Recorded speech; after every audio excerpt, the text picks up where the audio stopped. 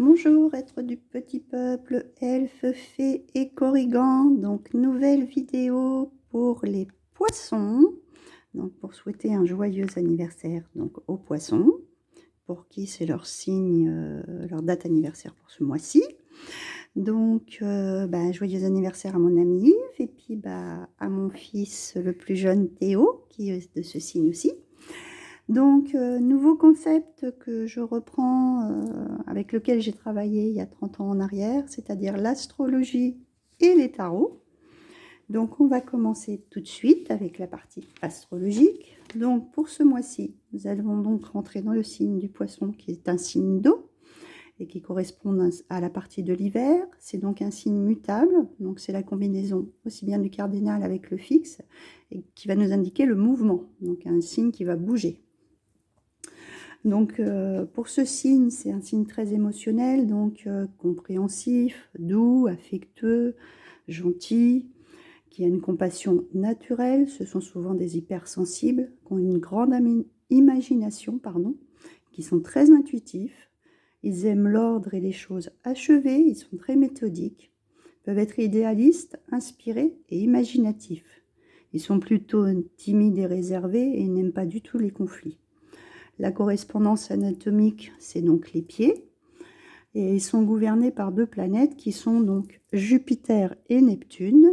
Ah oui, du coup, on ne les voit pas bien, ces deux planètes-ci. Alors, pour Jupiter, c'est une planète donc d'expansion, de croissance, d'ampleur, d'organisation, d'ordre. Et pour Neptune, c'est celle de la spiritualité, des vibrations subtiles, de réceptivité, de l'illusion et des choses cachées. Donc ça, c'est notre petite partie astrologique. Donc ensuite, on va entamer avec la roue astrologique de l'année. Donc pour la maison 1, on ne voit pas très bien. Je vais mal cadrer. Hop, on va essayer de faire comme ça. Hop.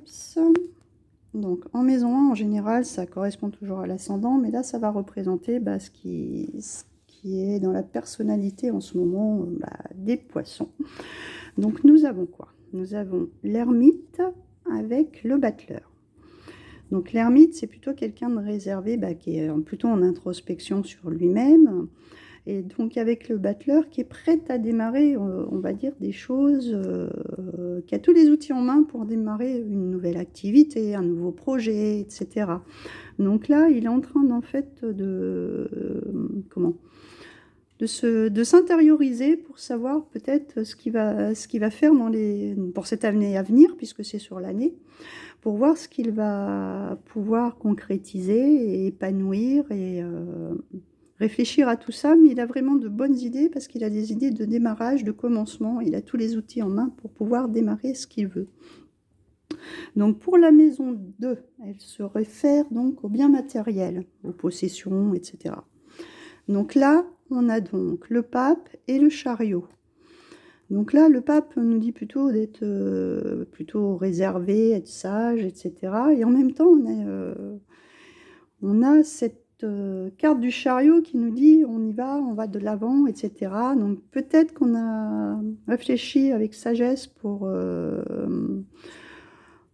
ses biens et on va peut-être prendre une décision un petit peu sur les chapeaux de roue pour les mois à venir. Bon, je pense notamment à mon fils qui est en plein permis, donc peut-être son acquisition de voiture notamment. Donc là, c'est vraiment des choses qui vont... Au niveau financier, je dirais plutôt qu'il y a des choses qui vont bouger, voilà, des changements. Mais comme on agit avec sagesse, c'est vraiment, même si ça bouge, ça va être pour du bon, parce que le chariot, c'est aussi la victoire. C'est pour obtenir des choses avec de la réussite au bout. En maison 3, donc c'est le rapport avec tout ce qui est frères et sœurs ou les parents proches. Donc nous avons l'empereur et l'impératrice. Et la grande prêtresse. Je me trompe. L'empereur et la grande prêtresse. Donc là, on est entre deux choses complètement différentes. L'empereur, c'est plutôt quelqu'un de rigide et d'un peu difficile en communication. C'est un peu ce qui représente tout ce qui est figure patriarcale. Et là, à côté de ça, on a un côté très féminin qui marche plus avec l'intuition, les ressentis. Donc, je dirais qu'il y a une tempérance entre deux. Dans les relations, s'il y a des relations entre frères et sœurs un peu tendues, il y a quand même une douceur qui vient atténuer ce genre de choses pour apaiser peut-être des conflits entre frères et sœurs, etc. Hein. En même temps, peut-être des choses un petit peu, oui, qu'on va plus ressentir et essayer d'extérioriser, découvrir le côté sombre d'une personnalité dans son entourage familial. Ensuite, c'est la relation avec les parents, ou bien sûr les familles d'origine. Donc là, on a donc de nouveau l'ermite et la tempérance. Donc là, c'est pareil, il y a encore au niveau... on est dans l'attente de quelque chose au niveau de la famille, il y a une introspection, on réfléchit à certaines choses, à certaines situations au niveau familial. Oui, il y a quelque chose qui doit être mis en place, mais il faut encore un peu de patience avant que ça soit d'actualité, on va dire. Il va falloir encore patienter un peu. Pour l'instant, on est en train de réfléchir à tout ça et savoir quelle solution prendre pour dans ce changement familial, peut-être. Hein. Avec la maison 5, qui correspond soit aux enfants ou tout ce qui est relation avec les enfants en général. Donc là, on a le mat avec la lune. Donc, je dirais plutôt un côté plutôt spontané, léger, enfantin. Lune, c'est plus les ressentis ou alors aussi les choses qu'on ne nous dit pas toujours ou qu'on nous cache. Donc, ou faire travailler aussi son intuition. Donc, écouter son cœur, oui, pour être en paix et au niveau, s'il y a des enfants autour, essayer d'avoir, oui, quelque chose de plutôt spontané et sensible. Il y a beaucoup de sensibilité autour des enfants, là, qui ressort. Alors, donc, la maison 6, c'est en règle générale la santé. Donc là, on a le magicien avec, celle-là, elle est moins drôle, le diable. Donc le magicien, comme on dit, il a toujours toutes les cartes en main. Donc je dirais pour aligner sa santé, pour faire attention à lui. Mais bon, il peut y avoir des petites tentations, donc il ne faudrait pas toucher à n'importe quoi, notamment, ça peut être de l'alcool, ça peut être des choses un peu comme ça qui peuvent, ou un surcroît alimentaire, se venger sur du chocolat par exemple, ou sur quelque chose que vous aimez, être tenté de manger quelque chose qui pourrait en fait être pas bon pour vous, pour votre santé. Donc c'est surtout faire attention à ça. Comment on appelle ça aux petits trucs qui nous tentent et puis faire des écarts, voilà, je cherchais le mot. Et parce que vous avez toutes les cartes en main pour que votre santé aille bien. Donc attention à ne pas faire n'importe quoi non plus. Voilà. Alors la 7, c'est tout ce qui est en rapport avec les unions. Donc on a quoi? Alors là, c'est assez incroyable. Donc il y a 2 fois le pendu qui est ressorti. Donc ça, c'est... on s'est peut-être trouvé dans une situation un petit peu bloquée depuis un certain temps. Je dirais ça comme ça. Et donc, il va falloir appréhender les choses sur un nouvel angle, en fait. C'est surprenant qu'il y ait 2 pendus qui soient sortis sur le même truc. Hein. Réfléchir à comment voir les choses, être différent, faire différemment... pour faire de nouvelles rencontres, tout simplement, et ne plus agir comme on agissait jusqu'à présent. C'est vraiment se remettre en question. On a vraiment se remettre en question pour faire de nouvelles rencontres. Donc, avec la maison 8 qui correspond à la maison de la mort. Donc, la mort, non, c'est jamais une mort en tant soit peu. Hein, ça peut être qu'une fin pour un renouveau. ça peut être aussi la vision qu'on a de la mort. Donc là, on a l'étoile et on a la tour. Donc là, il est clair que par rapport à des choses qui peuvent être lourdes, en fait, on peut voir la mort comme quelque chose de très, très, très lourd. On garde quand même toujours espoir et qu'il y a toujours quelqu'un qui veille sur nous là-haut, qu'il y a toujours... En plus, le signe du poisson est quand même un signe très, très, très sensitif, très intuitif, qui est donc gouverné, donc, comme je vous ai dit, par la planète Neptune, qui perçoit toutes ces choses-là de l'au-delà. Donc, c'est pas... même si ça peut faire mal, on va dire, entre guillemets, ils savent qu'il y a autre chose derrière, que c'est pas une fin en soi. Voilà, c'est pas une fin en soi, qu'il y a toujours quelque chose, une âme, quelqu'un pour veiller sur vous et garder espoir. Voilà. Donc c'est assez sympa comme tirage. Avec la maison 9 sur les voyages, nous avons de nouveau le diable et l'impératrice. Donc là, on nous dit on s'est peut-être senti un petit peu prisonnier au niveau des voyages dernièrement et pas réussir à bouger comme on veut.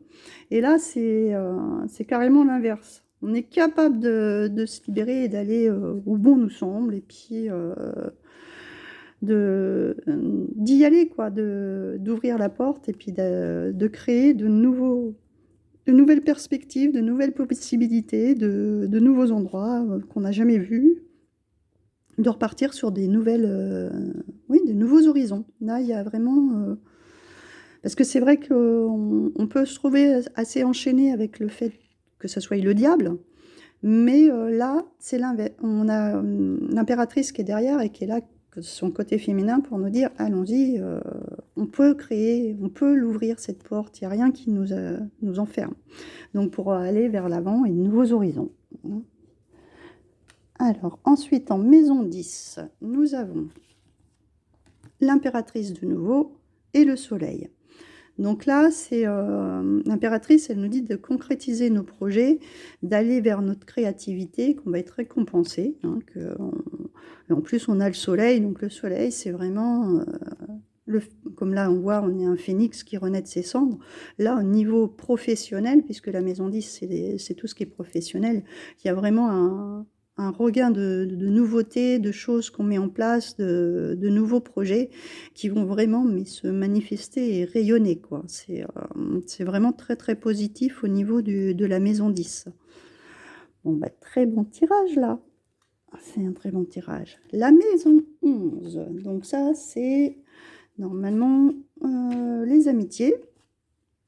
Donc là, on a le chariot et la justice. Donc le chariot, pourquoi pas de nouvelles amitiés à la rencontre, si vous faites des voyages, etc., à faire de nouvelles rencontres et donc de nouvelles connaissances, etc. Mais c'est des connaissances qui sont justes, c'est des gens qui vous correspondent. En plus, je trouve très drôle parce que la justice, c'est l'équilibre des choses. Là, on a un cheval noir, un cheval blanc.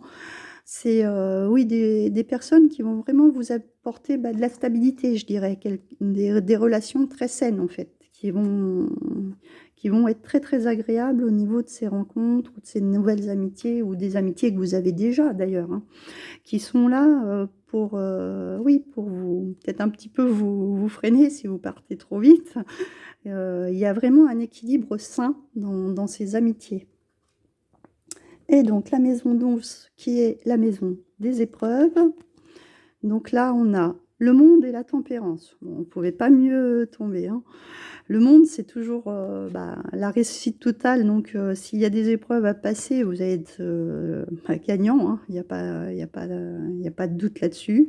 Bon, par contre, ces épreuves, il faudra peut-être... il y aura peut-être un certain temps à attendre, être assez patient et modéré et savoir se tempérer. Mais le résultat final, vous passez toutes ces épreuves haut la main, quoi. Vous êtes sans problème. Ça ne sera que des épreuves, ça sera que passager. Il n'y a aucun souci, il n'y a pas de choses qui vont contrecarrer, à part peut-être quelques retards ou quelques résistances au niveau du temps. Il va falloir être patient. Donc, dans l'ensemble, c'est un pas trop mauvais tirage pour cette nouvelle année à venir. Et donc, dans les énergies, nous avons donc l'homme réfléchi. Donc, bah, je trouve ça très, très en corrélation, puisqu'on a eu 2 fois l'ermite qui est sorti. C'est un peu ça, on est en introspection, on réfléchit sur ce qu'on veut faire, sur quoi on veut aller.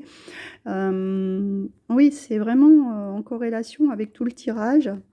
Le poisson est assez en introspection déjà par lui-même. C'est un signe très intuitif qui va réfléchir sur tout ce qu'il veut entreprendre, etc. Donc cette carte est vraiment en adéquation avec le reste du tirage. Donc on sait vers quoi on a envie de briller, vers quoi on a envie, on y va posément, voilà. Avec le voyageur sacré, on a la grâce et la gratitude, la joie s'accroît avec la gratitude. Donc c'est un signe qui est toujours assez, on va dire quand même optimiste, qui est toujours là pour soutenir tout le monde, etc. Donc il va être reconnaissant de ce qu'il va obtenir, parce que finalement, au niveau professionnel, vu comment ça rayonne, il va partir en voyage, reprendre sa vie en main, etc. Et donc, oui, on est toujours reconnaissant des petites choses de la vie qu'il faut toujours remercier de ce qu'on a, et que c'est l'essentiel en fait, hein. Voilà. Et avec les licornes, nous avons le cycle. Tout arrive en son temps. Honorez les cycles de votre corps, synchronisez-vous avec la magie de la lune. Donc là, c'est assez marrant, puisque c'est quand même un signe très, très sensible, très émotif. On a eu quand même la lune qui est sortie là, je crois qu'on l'a autre part aussi, je ne sais plus où. On sent, oui, on a les étoiles, on avait l'étoile qui est aussi assez lunaire. Oui, c'est un signe tellement sensible qui va vraiment, oui, supporter tout ce qui est magie, puisque la Neptune, c'est aussi cette magie intuitive, tout ce qui est caché, tout ce qui est un petit peu impalpable en fait, mais qui a des ressentis. Et donc tout arrive en son temps. On nous a dit de patienter avec la tempérance qui est là. Donc voilà, de la patience pour cette année, et pour que tout se mette en place, et écouter son corps aussi, hein. Comme là, pas faire n'importe quoi au niveau de sa santé. Donc se respecter soi-même aussi. Donc c'est très intéressant, parce que je trouve que tout le tirage correspond bien à ce qui est bien en corrélation les uns avec les autres. Donc voilà pour ce tirage pour les petits poissons. Donc je leur souhaite de nouveau une très bonne année, que tout se déroule à merveille. Un joyeux anniversaire. Et donc, si vous avez aimé cette vidéo, n'hésitez pas à la liker, à la partager, à vous abonner, partager pour que la chaîne soit un peu plus connue, qu'il y ait un peu plus d'abonnés, qu'elle augmente, hein. Et puis, je vous souhaite une très très bonne journée. Je vous fais de très gros bisous. À bientôt.